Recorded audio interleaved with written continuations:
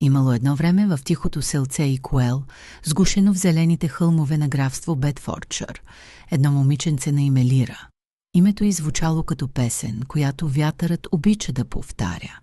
Родителите й имали ферма за овце, голяма, шумна и пълна с работа.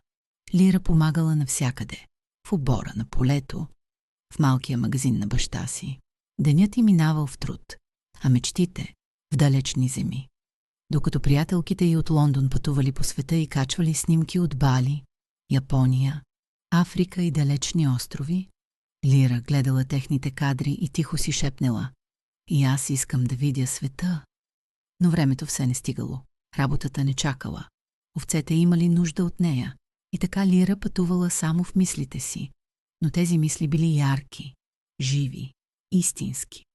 Една сутрин, докато сипвала храна в яслите и си говорила с овцете, защото те били най-добрите й слушатели, Лира затворила очи. В този миг въздухът около нея леко трепнал, сякаш някой размахал невидими криле. Когато ги отвори, пред нея стояла малка фея, светла, нежна, с очи, които сякаш знаеха всичко. Лира прошепнала феята: „Наблюдавам те отдавна.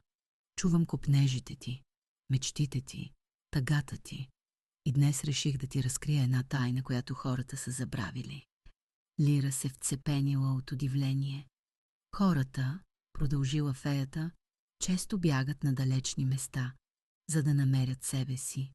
Мислят си, че щом се снимат на Бали, в Италия или на някой остров, са преживели нещо велико. Че щом качат снимка, значи са победили живота.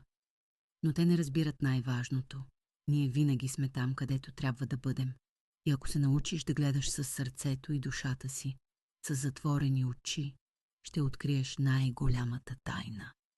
Феята докоснала леко челото на Лира. „Истинското пътешествие не е по света, а навътре.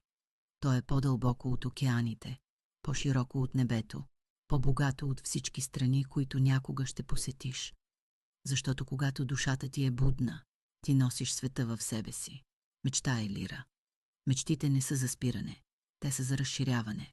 Но помни, ако не си пропътувала пътя към себе си, нито Бали, нито Япония, нито Африка ще ти дадат това, което търсиш.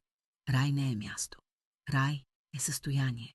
И когато го намериш вътре в себе си, целият свят се отваря пред теб“. С тези думи феята се разтворила във въздуха като утринна мъгла. Лира останала в обора, но вече не била същата. Тя продължила да мечтае. Още по-смело, още по-дълбоко, защото разбрала, че най-голямото пътешествие е това, което правим навътре, към собствената си душа. И че когато душата е в мир, светът сам намира път към нас. Имало едно време